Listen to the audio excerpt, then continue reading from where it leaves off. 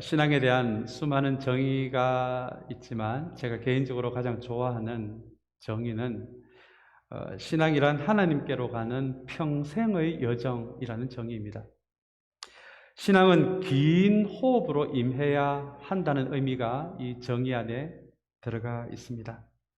다른 것은 몰라도 이 신앙은 주님 앞에 갈 때까지의 평생의 여정이기 때문에 단기 완성이라는 것이 없습니다. 제가 20년 전에 이제 미국에 유학 오기 위해서 영어를 좀 더 연습하기 위해서 우리 학원을 몇 군데 찾아보았는데요. 이런 광고가 붙은 학원을 제가 찾았습니다. 영어 6개월 단기 완성이라는 그런 광고가 붙어 있었습니다.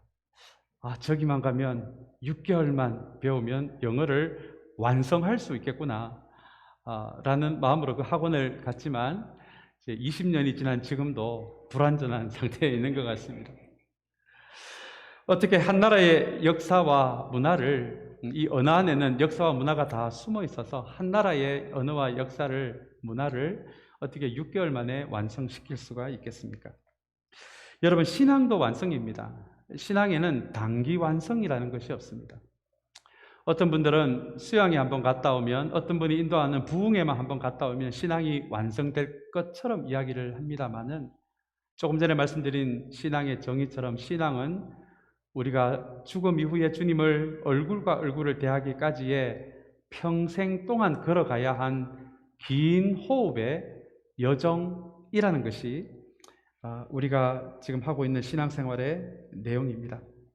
그래서 신앙은 단숨에 전속력으로 뛰어야 하는 100m 달리기가 아닙니다. 혹은 뜨거운 물만 부으면 3분 만에 라면이 되는 인스턴트 같은 그런 성격도 아닙니다.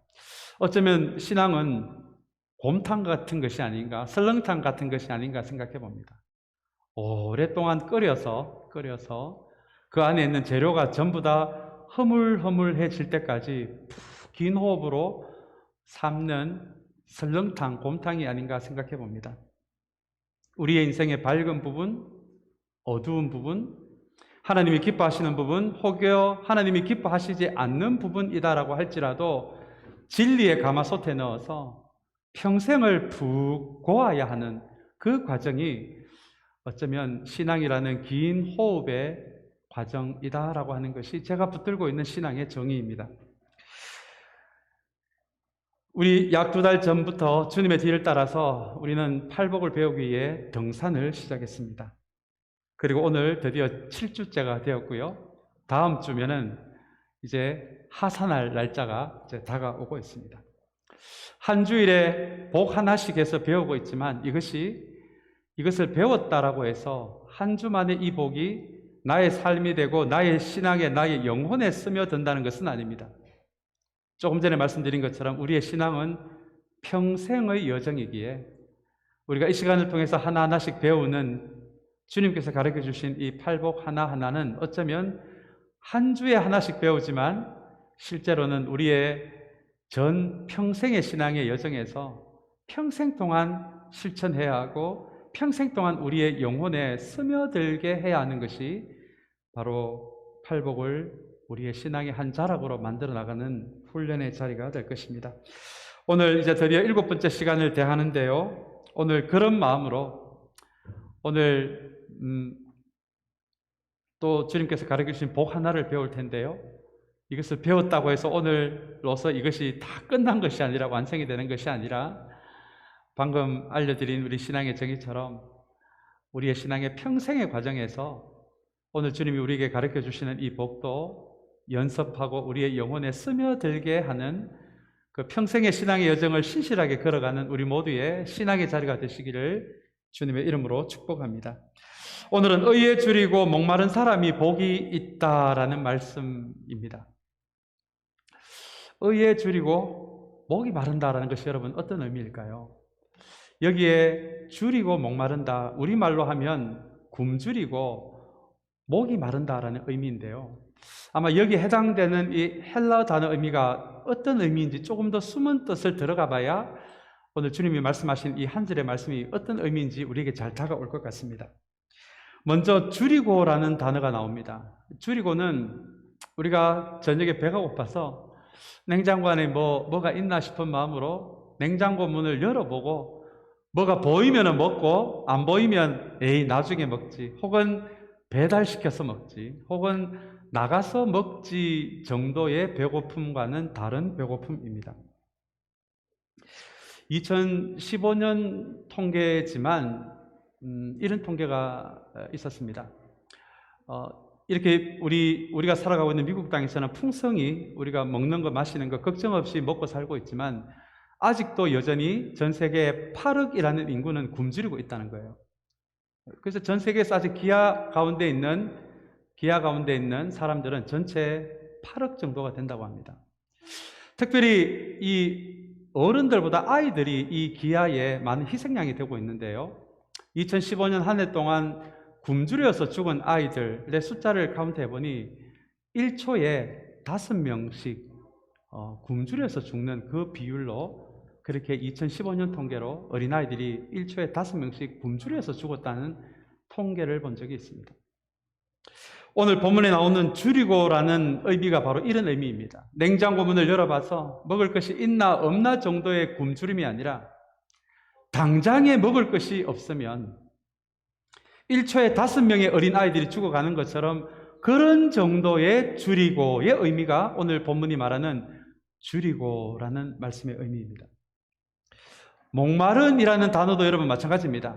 지금 잠깐 목이 말라서 냉장고 문을 열어봤는데 먹을 것이 있으면 마시고 없으면 조금 있다가 마셔도 되고, 혹은 금방 차를 타고 월마트나 타겟에 가면은 금방 물을 살 수 있는 그런 정도의 목마름이 아니라, 여기서 나오는 이 목마름에 해당되는 헬라어의 단어는 지금 당장 마실 것이 없으면 죽을 수도 있는 상태의 목마름을 의미합니다.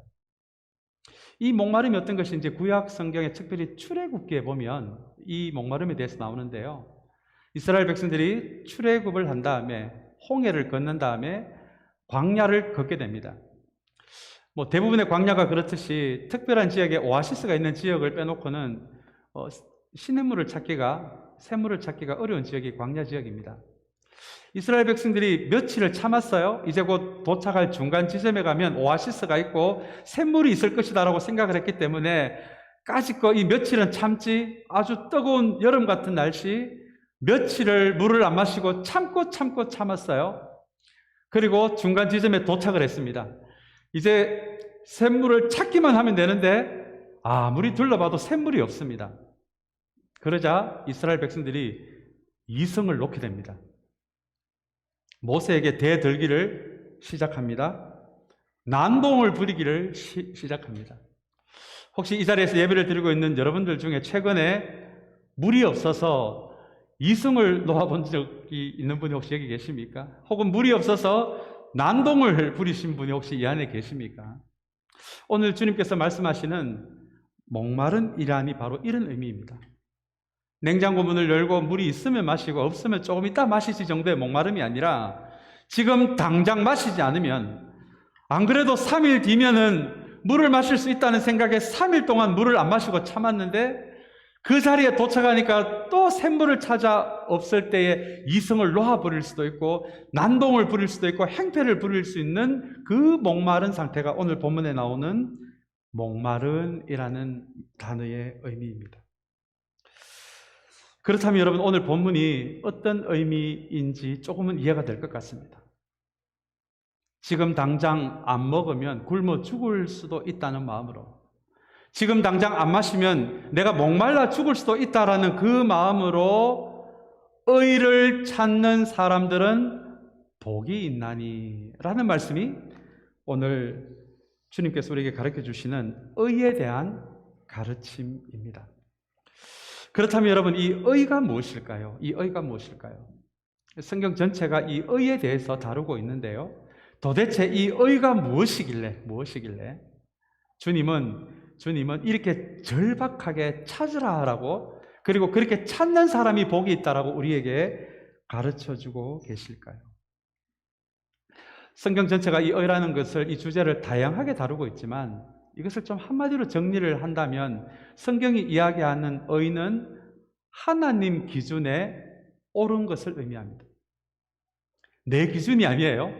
내가 바라는 것이 아닙니다. 하나님 기준에 옳은 것을 성경은 의라고 이야기합니다. 여러분, 샤머니즘과 성경이 이야기하는 신앙의 차이를 아마 잘 아실 것 같아요. 샤머니즘 굿하고 부적 들고 다니고 점치는 거 그걸 샤머니즘이라고 이야기합니다. 아무리 진지하게 굿을 하고 아무리 진지하게 점을 쳐도 샤머니즘의 최종적인 목적은 내가 잘 되는 것입니다.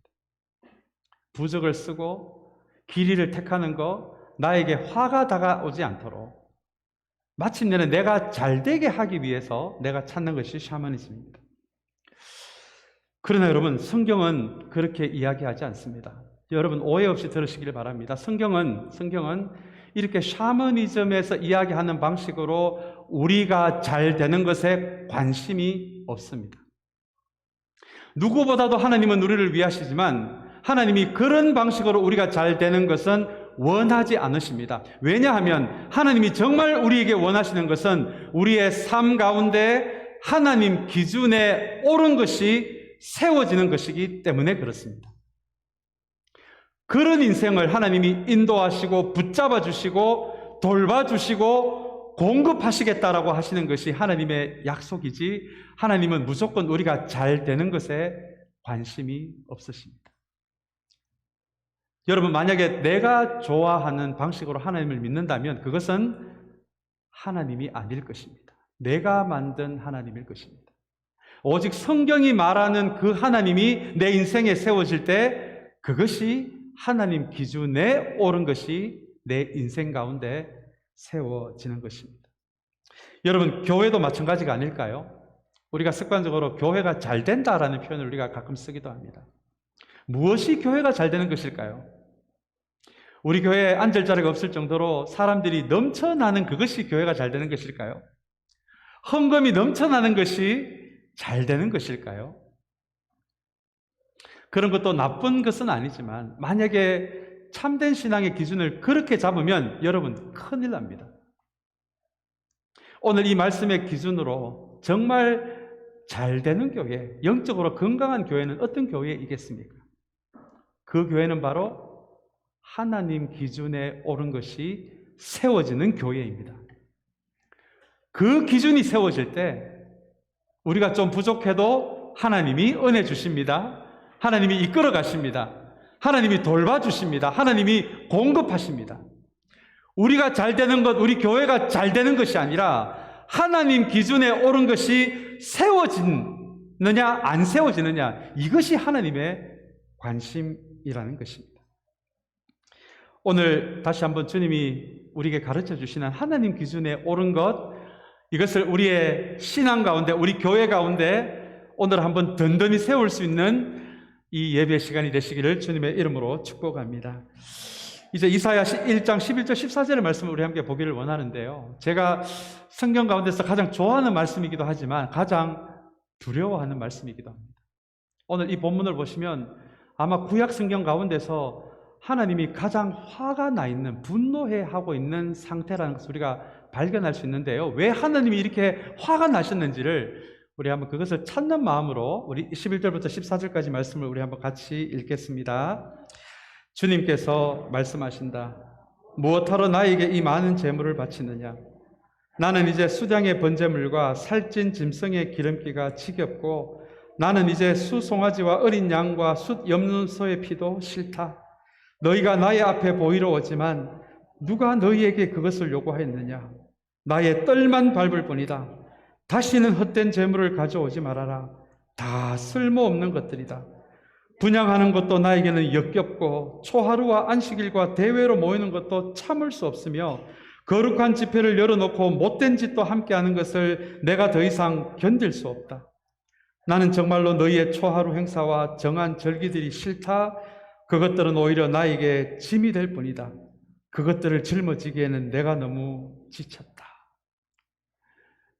여러분, 이 말씀이 이사야에 나온다는 거 혹시 여러분 알고 계셨습니까? 우리 하나님 긍휼의 하나님이시고 사랑의 하나님이신데 오늘 무슨 일인지, 오늘 이사야 1장 11절 14절 말씀해 보니까 하나님이 화가 너무너무 나셨어요.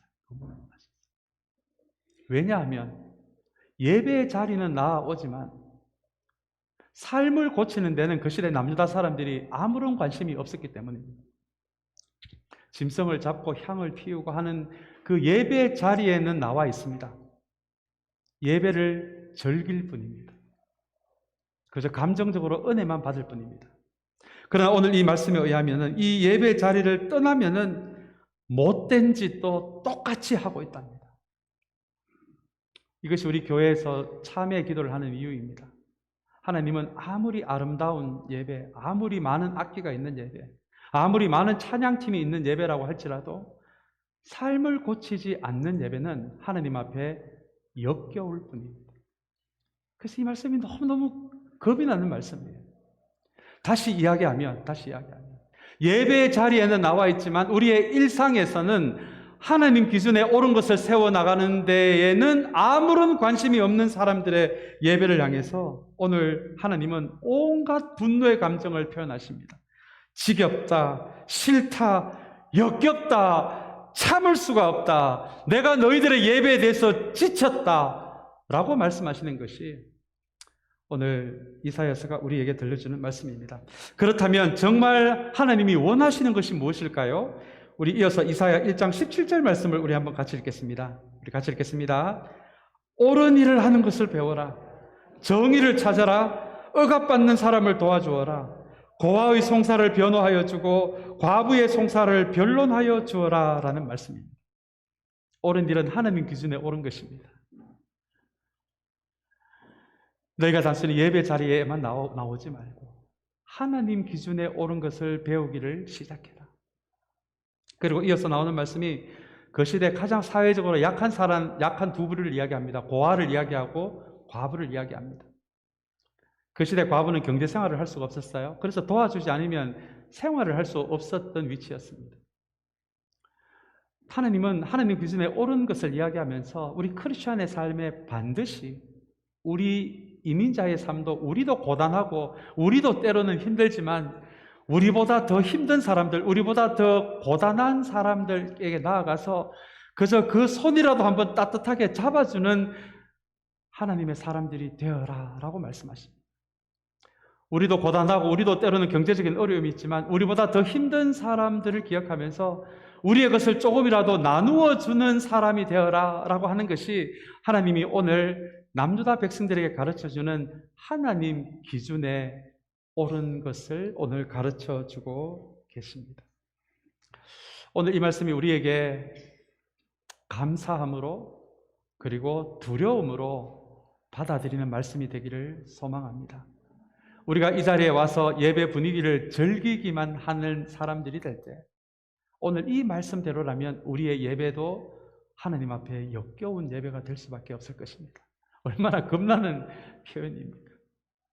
오늘 이 말씀을 통해서 다시 한번 우리의 이 주일의 예배 자리도 소중하게 지켜나갈 뿐만 아니라 사랑하는 여러분, 저와 여러분의 일상 가운데서도 우리가 완벽한 삶을 살지는 못한다고 할지라도 우리의 일상생활 가운데서 조금이라도 하나님 기준에 옳은 것을 세워나갈 수 있는 우리 모두가 되시기를 주님의 이름으로 축복합니다. 데이비드 폴리슨이라는 분이 계세요. 이분이 우리 미국에서는 잘 알려진 기독교 상담가인데요. 이분이 쓴 책이 있습니다. 선한 분노, 악한 분노라는 책입니다. 일반적으로 우리 성경 전체는 분노에 대해서 나쁘게 안 좋은 것으로 이야기하지만 그러나 몇 군데 말씀을 보시면 어떤 상황에서의 분노는 성경이 이런 분노는 가져야 한다라고 이야기하는 말씀들이 있습니다. 아마 그 중에 하나가 하나님의 분노일 것 같아요. 하나님은 기분 내키는 대로 분노하시는 분이 아니시잖아요. 성경을 본다면 하나님의 분노는 하나님 기준에 옳은 것이 무너지고 흔들리는 그곳에 하나님이 분노하시더라. 그래서 이 데이비드 폴리슨이라는 분은 선한 분노, 악한 분노라는 이 책을 통해서 우리 크리스찬이 때로는 분노할 수 있어야 한다라고 그렇게 이야기를 합니다. 물론 분노에도 악한 분노가 있어요. 악한 분노가 있습니다. 내 인격도 망가뜨리고 이 분노의 대상이 되는 상대방의 인격도 무너뜨리는 그런 분노가 있습니다. 우리 성경에도 그런 분노가 있더라고요. 우리 말씀 한 군데 찾아볼까요? 요나서 4장 3절 4절 말씀입니다. 우리 이 말씀 한번 같이 읽도록 하겠습니다. 주님, 이제는 제발 내 목숨을 나에게서 거두어 주십시오. 이렇게 사느니 차라리 죽는 것이 낫겠습니다. 주님께서는 내가 화를 내는 것이 옳으냐 하고 책망하셨다는 말씀입니다. 이 말씀 어디에 나오는지 아마 잘 아실 것 같아요. 요나가 니느웨로 가서 회개 말씀을 선포하라는 하나님의 말씀에 화가 나서 하나님 앞에 버럭버럭 화를 내는 내용이 바로 오늘 방금 읽은 내용, 그 본문의 앞부분에 나오는 내용입니다. 왜냐하면 이 니느웨는 아수르라는 나라의 수도이거든요. 아수르는 이스라엘 민족을 지긋지긋하게 괴롭혔던 민족이었습니다. 그러면 그냥 성질대로 하자면 이 니느웨의 수도, 이 아수르의 수도 니느웨가 멸망하기를 바랬는데 하나님이 또다시 회개하는 기회를 주는 하나님의 모습을 보니까 요나가 이 전문적인 용어로 뿔따구가 나기를 시작을 했거든요. 그래서 하나님 앞에 버럭버럭 화를 내는 장면, 분노하는 장면이 요나서 4장에 나오는 장면입니다. 그렇다면 요나는 어떤 상황에서 화를 제일 내는 사람인지 우리가 알 것 같아요. 요나는 자기 생각대로 되지 않을 때, 자기 계획대로 되지 않을 때, 이것이 하나님의 뜻이 아니다라고 할지라도 자기의 뜻이 관철되지 않을 때 버럭버럭 화를 내는 인물, 그 인물로 그려지는 것이 성경에 나오는 요나의 분노입니다. 우리 한 군데 말씀을 더 찾기를 원합니다. 누가복음 15장 27절, 28절 말씀입니다. 우리 이 말씀을 우리 한번 같이 읽어보겠습니다. 종이 그에게 말하였다. 아우님이 집에 돌아왔습니다. 건강한 몸으로 돌아온 것을 반겨서 주인 어른께서 살찐 송아지를 잡으셨습니다. 큰아들은 화가 나서 집으로 돌아가려고 하지 않았다. 아버지가 나와서 그를 달랬다라는 말씀입니다. 이 말씀 어디에 나오는지 아마 다 짐작하실 것 같습니다. 탕자가 돌아왔어요. 아버지가 물려준 유산 다 탕진하고요. 그런데 생각지도 않게 아버지가 환대를 하는 거예요. 그거를 밭에서 일을 하다가 돌아오는 탕자 형이 알았습니다.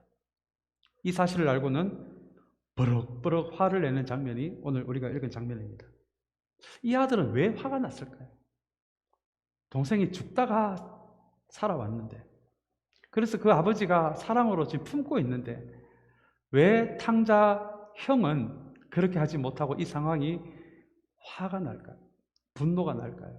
아마 자기 몫이 줄어들 수도 있다라고 판단을 했을 것입니다. 이왕 탕자로 나간 거 그냥 밖에서 죽든지 말든지 했으면 좋겠는데 다시 돌아와서 또 아들 취급을 받으니까 막 화가 나기를 시작했는 것이 오늘 본문에 나와 있는 탕자 형의 분노의 모습입니다. 아마 탕자 형은 자신의 몫이 줄어들 때, 자기의 이익에 손상이 갈 때 버럭버럭 화가 나는 그런 유형인 것 같습니다. 이와는 반대로 성경은 거룩한 분노를 보여줍니다. 하나님 기준에 옳은 것이 무너지는 것에 대해서 화가 나는 것, 분노가 일어나는 것, 이것을 어떤 영성가는 거룩한 분노라고 합니다. 우리가 잊어서는 안 되는 분노예요. 때로는 우리도 가져야 하는 분노입니다.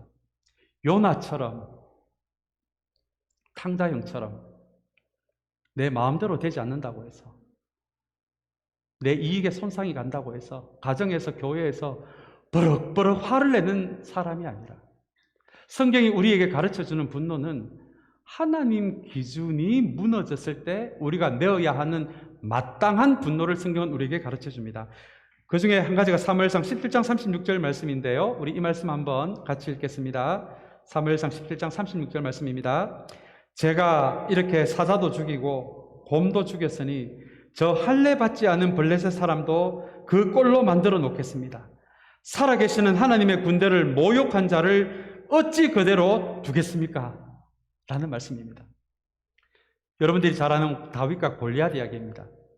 골리앗이 아주 큰 장수가, 거인 장수가 나와서 이스라엘도 욕하고 하나님 이름도 욕하고 있는데 그 기세에 눌려가고 사울왕도 꼼짝도 못하고 지금 이스라엘 군대도 꼼짝을 못하는 이 상황이 이 어린 다윗이, 청소년 다윗이 와서 보니까 이게 너무 화가 나거든요. 화가 나.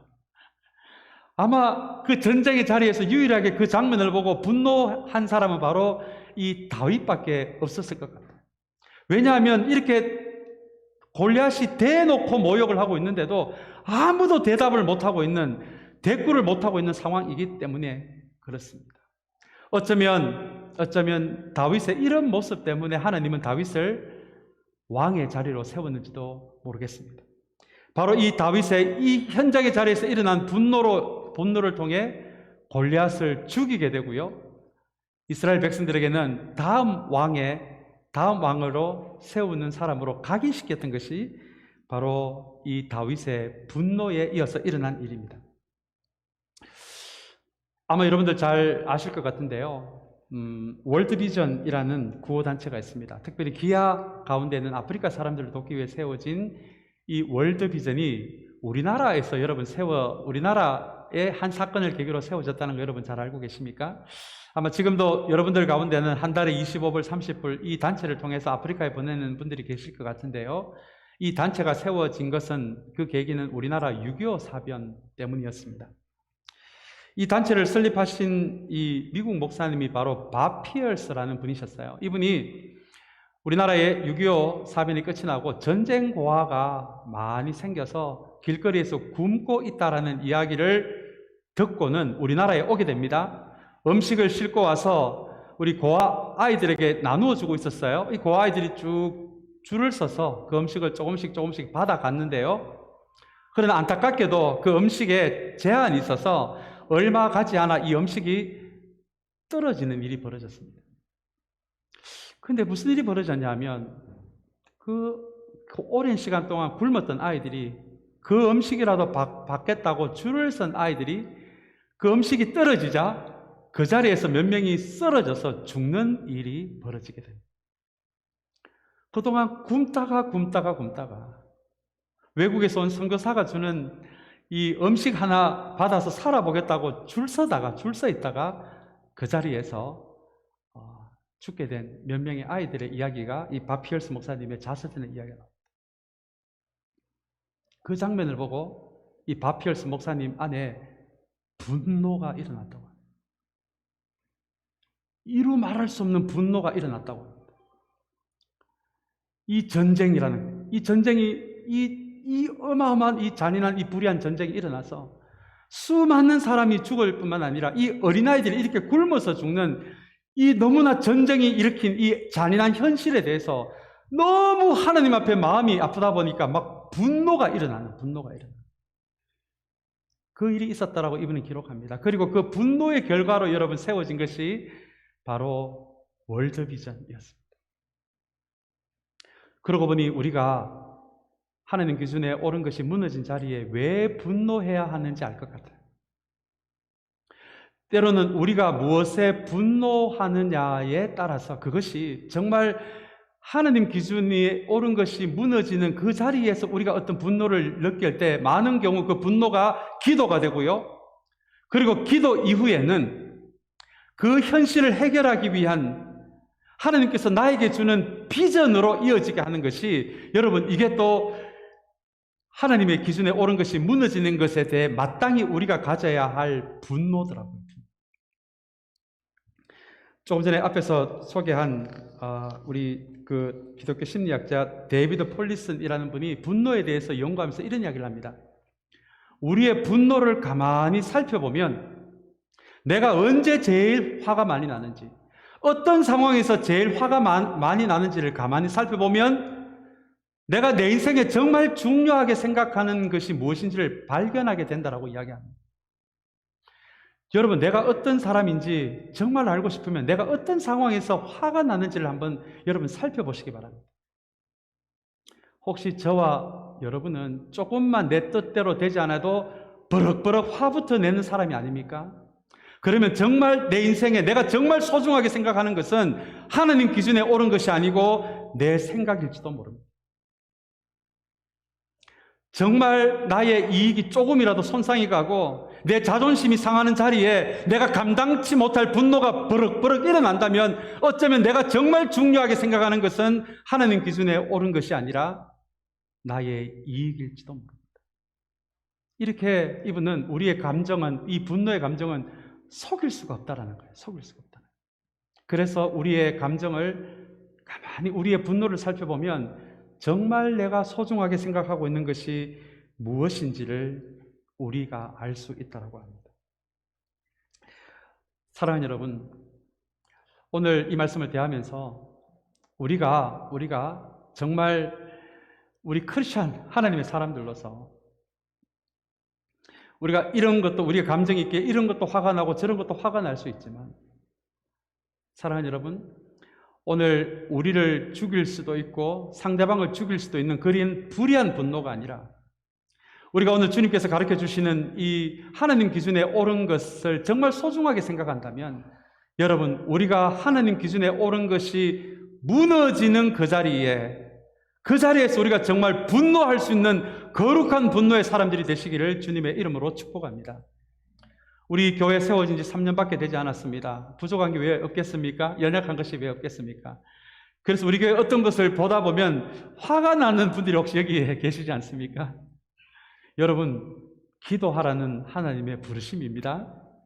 기도 가운데 너의 인생을, 너의 삶을, 내가 화가 나는 그 부분을 위해서 우리 함께 일하자고 하는 하나님의 부르심일 수도 있는 것이, 여러분, 하나님 기준에 옳은 것이 흔들리는 자리에서 나에게 일어나는 분노의 의미입니다. 오늘 저와 여러분 가운데서 벌써 하나님 기준에 옳은 것이 무너지는 걸 보면 벌써 이글이글거리는 분노가 내 안에 있다라면, 어쩌면 여러분들은 주님이 오늘 가르쳐 주시는 의에 줄이고 목마른 사람이 벌써 되었는지도 모르겠습니다. 오늘 이 말씀을 기억하시면서, 사랑하는 여러분, 우리 모두가 의에 줄이고 목마른 사람들이 되시기를 주님의 이름으로 축복합니다. 이 고단한 이민자의 삶을 살아가면서 우리를 목마르게 하는 것이 여러분 얼마나 많이 있습니까? 돈에도 목말라요. 때로는 사람의 인정에도 목마릅니다. 이거 없으면 죽을 것 같은 목마름을 느낄 때도 있습니다. 힘이 목마를 때도 있습니다. 그러나 여러분, 세상이 주는 만족은 금방 다시 우리를 목마르게 합니다. 하나님 기준에 옳은 것이 무너지는, 진리를 다시 세우고자 하는 목마름만이 우리를 하나님의 사람답게 세워줄 것입니다. 다시 한번 이 말씀을 기억하면서 정말 화내야 하는 것에 화낼 줄 아는 거룩한 분노를 가질 수 있는 우리 모두가 되시기를 주님의 이름으로 축복합니다. 이제 마지막으로 마태복음 5장 6절 말씀 읽고 마치겠습니다. 우리 그런 사람에게 주시는 복에 대한 말씀입니다. 같이 읽겠습니다. 의에 줄이고 목마른 사람은 복이 있다. 그들이 배부를 것이다 라는 말씀입니다. 배부를 것이다 라는 말이 여러분 어떤 의미인지 아십니까? 하나님이 주는 최고의 만족감을 느낄 것이다 라는 이야기입니다. 우리는 하나님이 지으셨기에 우리 안에는 하나님만 만족시킬 수 있는 공간이 있습니다. 그 공간만큼은 돈이 만족을 못 줍니다. 힘이 만족을 못 줍니다. 명예가 만족을 못 줍니다. 하나님이 창조하신 그 부분만큼은 하나님만이 채우실 수 있는 공간입니다. 그리고 그 공간이 하나님에 의해 채워질 때 하나님이 약속하신 말씀이 너희는 배부를 것이다 라는 말씀입니다. 최고의 음식을 먹으면 그 음식 맛이 기억나서 다시 그 음식으로 끌려가는 듯한 그런 느낌을 여러분 받아보신 적이 있으십니까? 아마 이렇게 맛집을 주로 찾아다니시는 분들도 계실 것 같아요. 그게 배부를 것이다 라는 의미입니다. 많은 분들이 이 신앙생활을 이야기하면, 그리고 팔복을 이야기하면 힘들다라는 단어를 먼저 연상시킵니다. 이걸 또 어떻게 하지? 그러다 보니 이게 짐이 됩니다. 이거는 천국에서나 가능한 것이 아닌가. 의무가 됩니다. 책임감이 됩니다. 무거운 짐이 됩니다. 근데 여러분, 오늘 이 말씀 5장 6절 말씀을 가만히 읽어보니까 의에 줄이고 목마른 사람은 고달플 것이다, 힘들 것이다, 또 고된 짐을 지고 가는 삶처럼 될 것이다 라고 말씀하지 않으시고 그들이 배부를 것이다 라고 말씀하십니다. 이것은 우리의 영혼이 누릴 수 있는 최고의 만족감을 의미합니다. 이 최고의 만족감을 느끼는 사람, 그 다음부터는 여러분 하나님 기준에 옳은 것이 짐이 아닙니다. 마치 최고의 음식을 먹으면 그 음식이 저절로 끌려가듯이 하나님이 주시는 이 세상 어떤 것도 줄 수 없는 하나님이 주시는 우리 영혼의 최고의 만족감을 느껴본 사람은 시키지 않아도, 강제로 시키지 않아도 하나님 기준에 옳은 것을 찾을 수밖에 없는 사람이 될 수밖에 없습니다. 여러분, 이것이 배부를 것이다 라는 말씀이 주는 의미입니다. 신앙생활 하는 거, 제대로 하는 거 힘들기만 한다면 아마 우리 보고 이렇게 신앙생활 잘하라고 주님이 말씀하지 않으실 것 같아요.